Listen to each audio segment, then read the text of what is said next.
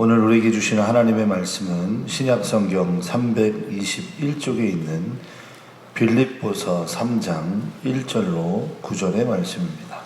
끝으로 나의 형제들아 주 안에서 기뻐하라. 너희에게 같은 말을 쓰는 것이 내게는 쑥스러움이 없고 너희에게는 안전하니라.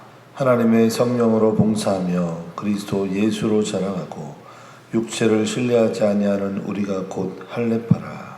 나는 8일 만에 할례를 받고 이스라엘 족속이요 베냐민 지파요 히브리인 중에 히브리인이요 율법으로는 바리새인이요 그러나 무엇이든지 내게 유익하던 것을 내가 그리스도를 위하여 다 해로 여길 뿐더러 그 안에서 발견되려 함이니 내가 가진 의는 율법에서 난 것이 아니요 오직 그리스도를 믿음으로 말미암은 것이니 곧 믿음으로 하나님께로부터 난 의라.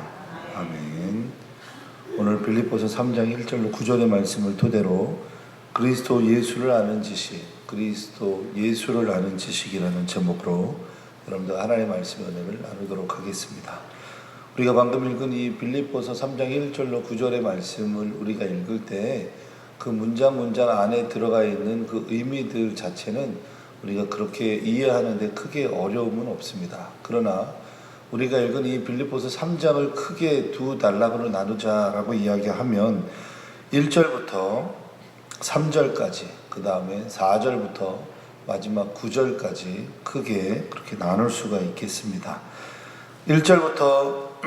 1절부터의 내용을 보게 되면 그 당시에 이 빌립보서를 썼었던 당시 어떤 사회적인 이야기들을 통념하듯이 이야기하는 내용이 나와 있고, 그리고 이제 두 번째 단락에는 이 짧은 이야기지만 이 사도 바울의 어떤 자신의 간증에 대한 이야기들을 어김없이 드러내는 말씀이 이 3장 안에 있는 말씀이다라고 할 수 있겠습니다. 그래서 천천히 곱씹고 또 곱씹으면 이 빌립보서 3장 안에 있는 이 바울의 어떤 신학적인 또 신앙적인 어떤 사고들을 고스란히 엿볼 수 있겠다라고 하는 것입니다. 그러나 이 3장 1절로 9절이 가지고 있는 전체적인 어떤 맥락 안에서 이 말씀들을 살펴보면 이 바울이라고 하는 사람의 어떤 개인의 간증들을 집중적으로 쏟아내고 있는 말씀이 우리가 방금 읽은 빌립보서 3장 1절로 9절의 내용이다라고 할 수 있겠습니다. 여러분, 간증이라고 하는 것이 무엇이겠습니까? 간증. 우리가 평소에도 많이 체험하고 또 많이 나누죠. 그러나 그 간증에 대한 어떤 주체는 하나님이시다라고 하는 것에 대해서 누구나 다 동의할 것입니다. 이 간증이라는 단어를 사전적인 의미에서 찾아보니까 이렇게 표현합니다. 자기의 신앙생활에서 얻은 특별한 종교적 체험을 고백하는 행위를 우리는 간증이다라고 이야기합니다. 신앙생활을 하시면서 많은 간증들이 다 있지 않겠습니까? 이 언어적인 또 사전적인 표현대로 우리가 하나님을 믿으면서 또 하나님을 섬기면서 우리들 안에 아주 다양한 어떤 종교적 체험, 또 역사, 또 하나님의 어떤 기적, 또 하나님의 어떤 이적, 이런 체험들이 많이 있지 않겠습니까? 하나님 앞에 기도했더니 이런 문제가 해결되었더라. 하나님 앞에 기도했더니 이런 건강의 문제를 해결해 주셨더라. 하나님 앞에 간절히 기도했는데 하나님께서 사람을 통해서 하나님의 놀라운 역사를 나타내 주셨다. 이런 이야기는 다 많이 가지고 있을 것이다 라고 하는 것입니다. 그런 의미에서 오늘 이 말씀은 이 바울이라고 하는 사람 안에 계신 그 예수 그리스도의 은혜와 능력들을 어김없이 고백하고 있는 말씀 가운데 하나다라고 할 수 있겠습니다. 오늘 우리가 읽은 말씀 가운데 서두의 이 3장 1절은 이렇게 시작합니다. 끝으로 나의 형제들아 주 안에서 기뻐하라. 너에게 같은 말을 쓰는 것이 내게는 쑥스러움이 없고 너에게는 안전하니라. 첫 번째로 이 1절의 말씀에 우리를 좀 고민케 하는 단어와 문장들이 조금 나옵니다. 바로 끝으로라는 말입니다.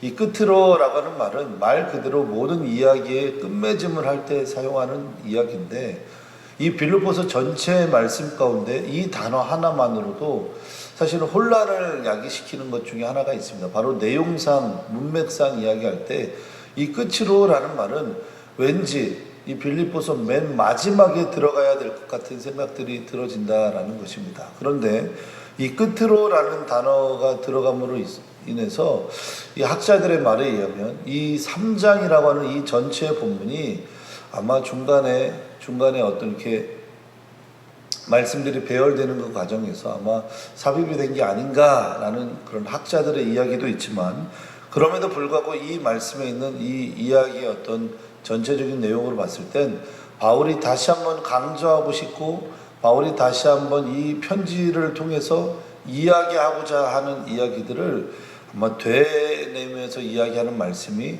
이 3장의 말씀 아닌가라고 이야기하면서 이 끝으로라는 단어를 쓰면서 바울이 가지고 있는 어떤 신앙적인 어떤 중점들을 한 번 더 강조하는 말씀으로써 이 끝으로라는 단어를 쓰고 있지 않는가라는 이야기들을 하더라라고 하는 겁니다.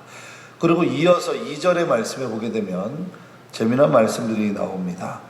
개들을 삼가고 행악하는 자들을 삼가고 몸을 상해하는 일을 삼가라. 삼가라라고 하는 단어가 총 3번이 반복적으로 나오는데, 그 삼가라라고 하는 단어 앞에 명사형으로 나오는 단어들이 있습니다. 개, 그리고 행악하는 자, 또 몸을 상하게 하는 행위, 이 3가지에 대해서 이야기합니다. 바울은 이 3가지의 표현을 통해서 이야기하고자 하는 어떤 궁극적인 이야기 중에 하나는 당시에 이 사회적 문화 가운데 사용되어졌던 언어적 어떤 습관들을 고스란히 드러내는 겁니다. 우리 제주도 안에서도 뭐 다양한 이야기들을 하지 않습니까? 예를 들면 뭐 귤을 뭐 밑강 뭐 이렇게 하고, 또 뭐 다양한 어떤 표현들이 있는데, 여기에 나와 있는 이 표현들 가운데 개, 그 다음에 행악자, 또 몸을 상해한다라는 이 표현이 한글 성경에서는 좀 굉장히 좀 점잖게 표현하고 있지만, 가령 이 개들을 삼가라라고 할 때 이 개들을 삼가라라고 하는 이 표현은 헬라어 성경에서는 조금 더 구체적으로 표현들을 합니다. 가령 어떻게 표현하냐면 페트로니우스라는 표현을 하는데, 이 페트로니우스라고 하는 표현은 이런 의미를 가지고 있습니다. 바로 개조심이라는 표현을 가지고 있어요. 개조심. 여러분, 만약에 우리가 길을 지나가다가 개조심이라고 하는 문구를 보면 우리가 진짜로 개조심한다, 개조심해야 된다라는 의미로만 이해하는 것이 아니라, 지금 이 문구와 팻말이 붙어있는 이 집에 정말 싸납고 무서운 개가 있나 보다 라고 생각하십니까? 안 하십니까? 당연히 하지요. 그런 페트로니우스라고 하는 표현들이 바로 개조심이라는 뜻을 가지고 있다라는 겁니다. 그러니까 바울은 여기서 말하는 개들을 삼가고라는 말이 개조심이라는 건데, 그럼 바울이 진짜로 개를 조심해라 라는 의미에서 이 단어를 썼나? 그렇지 않다라고 하는 것입니다.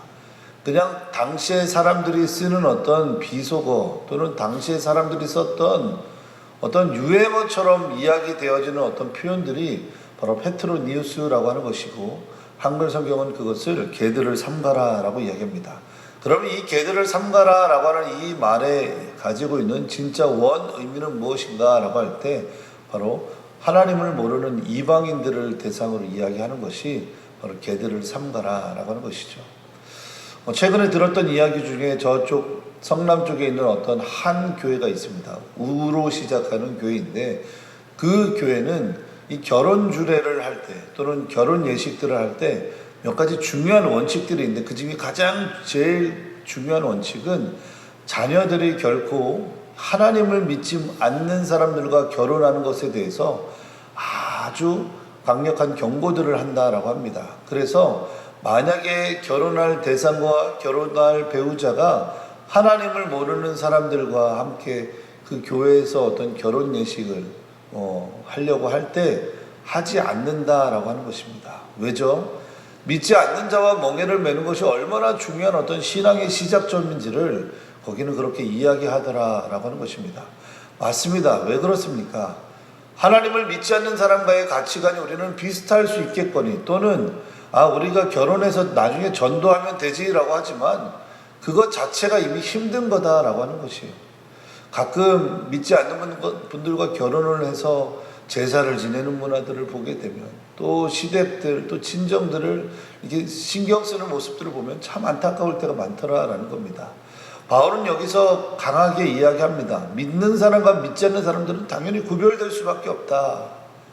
그리고 믿지 않는 사람들은 조심해라. 오히려 하나님을 모르는 사람, 예수 그리스도를 대적하는 사람, 예수 그리스도가 없다라고 이야기하는 사람들을 좀 조심해라 라는 의미로 이 2절에서 개들을 삼가라, 행악자들을 삼가라, 몸을 상해하는 일들을 삼가라 라고 하는 아주 강력한 신앙적인 어떤 이야기들을 2절에 고스란히 이렇게 이야기합니다. 그러면서 누군가가 보게 될 그 짧은 말씀에, 짧은 편지에 바울의 짧은 신앙의 간증들을 이야기합니다. 5절입니다. 나는 8일 만에 할례를 받고 이스라엘 족속이요 베냐민 지파요 히브리인 중에 히브리인이요 율법으로는 바리새인이요.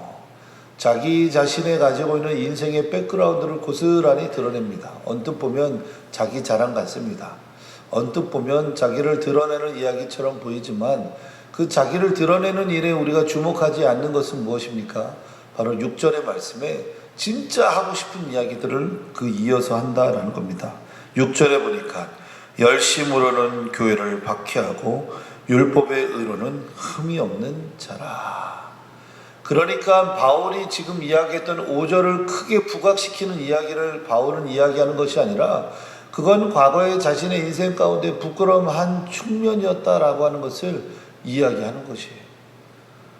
그의 마음속에 있는 예수 그리스도에 대한 어떤 절대적인 마음들을 아주 강력하게 표현하고 있더라라는 것입니다.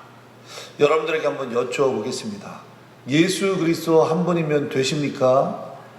여러분들의 삶과 인생에 가장 큰 영향을 주신 분이 그리스도 예수 맞습니까? 내가 가지고 있는 인생의 공로, 내가 가지고 있는 어떤 인생의 경험, 내가 가지고 있는 어떤 사회적 지식과 지혜보다 하나님을 아는 지식이 가장 큰 은혜인 줄로 믿으십니까? 바울은 지금 그것을 고백하고 있더라라는 겁니다. 사회에서 나라는 존재가 중요한 것이 아니라 지금 현재 내가 그리스도 안에 있는지 없는지를 바울은 자신의 삶 가운데 고스란히 드러내고 있는 것입니다. 그렇기 때문에요, 나를 드러내는 인생보다 내 안에 계신 예수 그리스도가 가장 중요함을 바울은 이야기하고 있습니다. 부끄럽지만 그는 고백하고 있습니다. 나는 과거 교회를 박해했던 사람이었다. 그러나 율법으로는 흠이 없는, 바늘로 찔러도 피 한 방울 나올 것 같지 않은 사람이었다. 내 경제적인 것은, 내 사회적인 위치와 지위는 전혀 흠이 될 만한 요소가 하나도 없었다. 그런데 7절에 다시 한번 바울은 간증합니다. 그러나 무엇이든지 내게 유익하던 것을 내가 그리스도를 위하여 다 해로 여길 뿐더러 또한 모든 것을 해로 여김은 내 주 그리스도 예수를 아는 지식이 가장 고상하기 때문이라. 내가 그를 위하여 모든 것을 잃어버리고 배설물로 여김은 그리스도를 얻고 그 안에서 발견되려 함이니 내가 가진 의는 율법에서 난 것이 아니요 오직 그리스도를 믿음으로 말미암는 것이니 곧 믿음으로 하나님께로부터 난 의라. 바울은 이야기합니다. 자기가 율법 학자로부터 그렇게 열정을 다해서 배웠던 거 별거, 내가 로마의 시민권을 가지고 있었던 거 그래 그거 별로 중요하지 않아. 내가 나면서부터 자신의 아버지가 가지고 있었던 어떤 경제적인 여유름 또는 달란트, 천막을 만드는 기술 그거 별로 중요하지 않아. 근데 진짜 중요한 것은 내가 하나님을 아는 지식이 가장 중요하다. 자신의 상황과 처지에서 돌아보니까 예수 외에는 중요한 것이 없더라라고 하는 것을 깨달았다라고 하는 것입니다. 사랑하는 우리 제주영락교회 우리 새벽의 성도 여러분, 사나 죽으나 주를 위해 살아가는 것이 우리에게 큰 축복인 줄로 믿습니다. 사나 죽으나 먹고 마시나 누울 때든지 앉을 때든지 길을 갈 때든지 우리에게 가장 중요한 지식이 있다면 바로 예수 그리스도를 아는 지식인 줄로 믿습니다. 너무나도 유명한 신학자입니다. 칼빈이라고 하는 사람은 그의 대작이라고 불리는 기독교 강요라는 책에서 가장 먼저 이야기하는 것이 바로 knowledge of God, 하나님을 아는 지식이라라는 표현을 씁니다. 하나님을 아는 지식으로부터 죄를 이기고, 하나님을 아는 지식으로부터 헌신의 자리로 이끌림 받고, 하나님을 아는 지식으로부터 우리의 신앙의 변화의 시작은 그로부터 시작된다라고 이야기합니다. 무엇입니까? 하나님을 아는 지식으로부터 우리의 모든 삶의 영역들이 통제된다라고 하는 것입니다. 오늘 우리에게 주신 이 말씀을 통해서 우리가 오늘의 삶을 살아갈 때 어떻게 적용할 수 있겠습니까? 운전을 하다가도 내 안에 계신 예수 그리스도 때문에 끼어드는 차를 향해서 클락션 한 번 누를 거 참는 겁니다. 나와 의견이 좀 대립이 되는 사람들과 있어도 내 안에 계신 예수 그리스도의 마음으로 희생하고 헌신하는 것이 우리들의 인생일 것입니다. 그런데요, 운전을 하다가 이렇게 끼어드는 차가 있고 나와 시비가 붙는 사람들이 있을 때 자꾸자꾸 빵빵을 하고 자꾸자꾸 뭔가 감정들이 드러나기 시작하면 아직도 내 안에 죽지 않은 내 안에 죄된 욕망들이 남아있다라는 거 아니겠습니까? 목사인 저도 하나님 앞에 너무나도 많은 회개들을 할 때가 있거든요. 내가 신앙으로 그렇게 훈련을 받고 신학으로 그렇게 훈련을 많이 받았어도 여전히 내 안의 본성, 내 안의 욕구, 내 안의 욕심, 내 안의 죄에 대한 갈망함들이 끊임없이 내 안에 하나님의 법과 세상의 법들이 싸우는 걸 느끼거든요.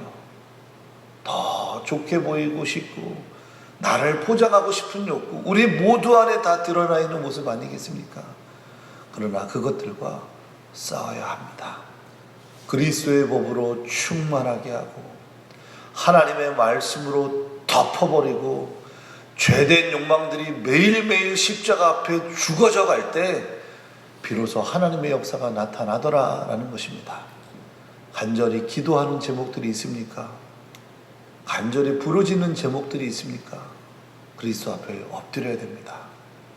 하나님 앞에 은혜가 아니고서는 살아갈 수 없는 영적 괴로움들이 있습니까? 주님 붙잡아야 합니다. 하나님을 아는 지식이 우리에게 가장 크고 유익한 지식이라 고백하면서 하나님 앞에 은혜를 구해야 하는 것입니다. 과거에 신학을 하기 시작할 때 많은 선배 목사님들이 이야기해 주셨던 것들이 있습니다. 하나님 붙잡고 살아야 된다, 결단해야 된다, 뭐 여러 가지 이야기들을 했습니다. 근데 아무래도 좀 젊은 사람이 신학을 하기 시작하니까 아무래도 좀 편하게 가고 싶고 쉽게 가고 싶은 욕구들이 좀 강했었던 것 같습니다. 근데 그럼에도 불구하고 선배 목사님들이 가지고 있었던 어떤 신앙의 전통들이 참 소중하다라는 느낌이 들어서 신학을 하기 전에 한 20일 정도 작정하고 기도했던 것 같습니다.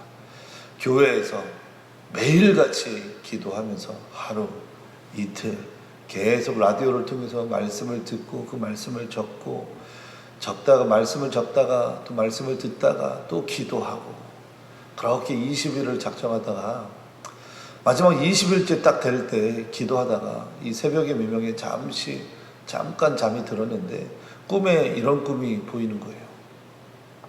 예수님처럼 생기신 어떤 하얀 옷을 입으신 분이 짠하고 꿈에 나타나더니 갑자기 오른손에 뭘 하나 딱 꺼내시는 겁니다. 보니까 현금 돈뭉치예요. 아 맞아, 내가 이제 신학을 하려고 하는데 하나님이 등록금을 채워주시려나 보다. 그래 마음이지만 얼마나 좋아요. 그래서 냅다 받았습니다. 근데 잠시 잠깐 있다가 또 하나 손에 이렇게 내미시는데 뭘 내미시는가 봤더니 십자가를 하나 딱 내미시는 겁니다. 십자가, 나 교회 다니는 사람. 나 이제 신학하려니까 주님이 나에게 십자가를 주시는가 보다. 그래서 딱 받았어요. 근데 참 놀라웠던 은혜를 체험했습니다.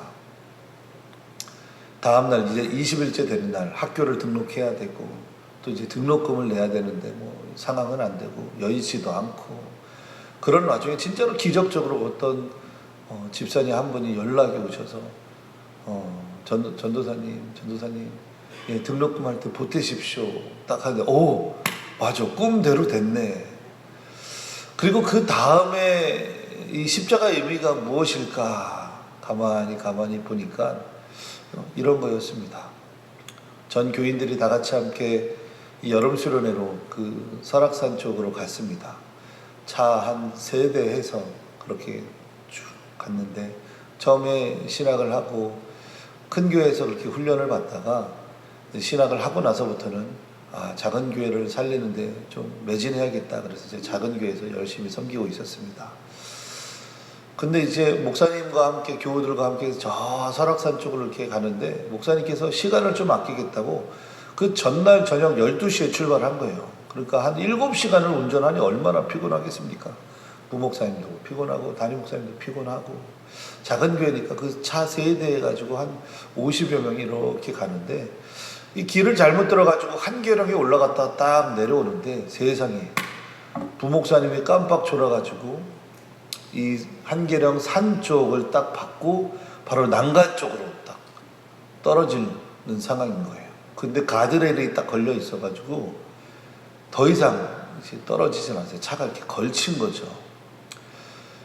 바로 그쪽으로 달려가가지고 막 성도들을 이렇게 딱 보니까 막 창문이 깨져 있고 그 파편 때문에 여기가 닫혀 있고 막 그런 거예요. 근데 그 차에 탄 그 9분을 막 구하려고 신발이 벗겨지는 줄도 모르고 막 끌어내고 하고 막 이러면서 그 비가 막 차갑게 내리는 가운데 한 분 한 분 한 분 한 분 이렇게 차에서 구조를 하고 그 다음에 차를 보내고 난 다음에 저랑 청년 한 2-3명이 같이 그 한계령 밑에를 천천히 내려왔던 걸 기억하게 되는 것 같습니다. 그렇게 이제 구조를 마치고 이제 걸어가는데 저는 몰랐는데 제가 신발이 벗겨져 있었더라고요. 그러니까 맨발로 계속 성도들을 옮기고 있었던 거예요. 아픈지도 몰랐던 것 같아요. 너무 그 상황이 이제 워낙 충격이었기 때문에. 그리고 나서 나중에 이렇게 딱 꿈을 꾸는데 왜 이런 일들이 발생했을까? 왜 이런 일들이 우리들 안에 이렇게 채워졌을까라고 할 때 꿈이지만 또 한 번 꿈을 꿨는데 예수님께서 그 차를 이렇게 가드레일에서 이렇게 딱 붙잡고 계신 그런 모습들을 꿈에서 봤습니다. 실제로 그런 건 아니지만 그러나 꿈이지만 그 사건을 통해서 그 상황을 통해서 하나님의 말씀하심들을 보게 됐던 것 같습니다. 하나님께서 우리 모든 교우들이 더욱더 하나님의 사랑의 삶을 전하는 삶을 살게 하기 위해서 우리에게 십자가의 어떤 은혜의 체험들을 하게 하셨구나. 그 이후부터 작은 교회지만 50여 명이 모이는 교회지만 그 사건을 계기로 매일같이 나가서 호떡 전도를 하기 시작합니다. 매일같이 영혼 구원에 대한 열정을 갖고 전도를 하기 시작합니다. 호떡을 매일같이 굽는데 어떤 권사님이 오늘은 이스트 양이 좀 많은 것 같아요. 내일은 좀 줄입시다. 어떤 날은 오늘은 호떡이 너무 질겨요. 또 질긴 건 우리가 먹고 또 좋은 거는 성도 우리 바깥에 전도할 때 나눠주고 그러면서 막 전도에 불이 붙는 그런 은혜들을 보게 되었던 것 같습니다. 사랑하는 여러분, 하나님을 아는 지식이 무엇입니까? 우리의 신앙을 역동적으로 하나님께 집중하게 하고 또 내가 가진 몸과 마음을 하나님의 영광을 위해 사용해야겠다라는 헌신의 자리로 이끄는 그런 은혜가 바로 십자가를 아는 지식, 하나님을 아는 지식이다라고 하는 것입니다. 그것이 곧 우리에겐 간증의 모습일 것이고요. 오늘을 살아가는 여러분들의 삶 속에 하나님을 아는 지식으로 말미암아 여러분들의 삶의 변화가 또 오늘 하루를 살아가는 여러분들에게 많은 은혜의 풍성한 열매들이 있기를 간절히 소망합니다. 이 시간 우리 함께 하나님 앞에 기도하도록 하겠습니다. 함께 기도할 때 우리가 하나님 앞에 2가지의 제목들을 놓고 하나님 앞에 기도하기를 원합니다. 먼저 하나님 앞에 첫 번째로 기도할 것은 하나님을 아는 지식이 우리에게 충만하게 하셔서 세상의 지식을 자랑하지 아니하고 세상의 많은 인생의 경험들을 자랑하지 아니하고 오직 하나님만을 자랑하는 인생이 되게 하여 주시옵소서 기도하시고, 두 번째로 하나님 앞에 기도하실 때 우리의 삶 속에 그리스도를 증거하고 예수님을 나타내는 삶을 살게 하여 주시옵소서. 이 시간 함께 통성으로 기도하겠습니다. 되게 하여 주시옵소서. 은혜가 풍성하신 아버지 하나님, 주님의 사랑과 놀라운 은혜로 이끌어 주시니 감사드립니다. 하나님의 사랑의 흔적을 따라 나아가는 우리 모든 교우들이 되게 하시며 오늘도 하나님을 아는 그 지식으로 말미암아 승리하는 삶을 살아갈 수 있도록 복의 복을 더하여 주시옵소서. 아버지 하나님, 우리들 안에 많은 지식들을 습득하고 쌓지만 오늘도 하나님을 아는 지식이 우리에게 가장 고상한 지식임을 믿음으로 고백할 수 있도록 도와주시옵소서. 우리를 부르신 그 주님 앞에 오직 하나님의 은혜임을 고백하며 나아가는 고린도전서 15장 5절의 말씀처럼 오늘도 하나님 앞에 깊은 나의 나된 것은 다 하나님의 은혜라 라는 이 고백으로 살아갔던 바울의 모습처럼 오늘도 하나님 앞에 깊은 감사함으로 나아가는 인생이 되게 하여 주시옵소서. 주님께서 오늘도 우리 살아가는 모든 새벽의 성도들에게 입술에 파수꾼을 세워주셔서 축복의 말로, 격려의 말로, 사랑의 말로 많은 영혼들을 향하여 그 입이 벌려지게 하시고 우리 살아가는 모든 교우들의 심장은 그리스도 예수의 심장이 되게 하셔서 사랑의 따뜻한 마음으로 품고 기도하는 하나님의 거룩한 영혼들이 되게 하여 주시옵소서. 오늘 살아가는 하루 가운데에서도 무한히 많은 간증의 사건들을 허락하여 주시고 주님 앞에 감사하며 기쁨으로 나아가는 귀한 교우들이 되게 하여 주시옵소서. 감사드리며 예수 그리스도의 이름으로 기도드립니다. 아멘. 이제는 우리 주 예수 그리스도의 크신 은혜와 하나님 아버지의 극진하신 사랑과 성령 하나님의 내주교통 역사하시는 은혜가 하나님의 뜻과 사랑과 그 은혜를 구하며 주님의 거룩한 놀라운 진리를 향해 나아가는 귀하고 복된 하나님의 거룩한 백성들 위해 이제로부터 영원토록 함께 하시기를 간절히 축원하옵나이다. 아멘.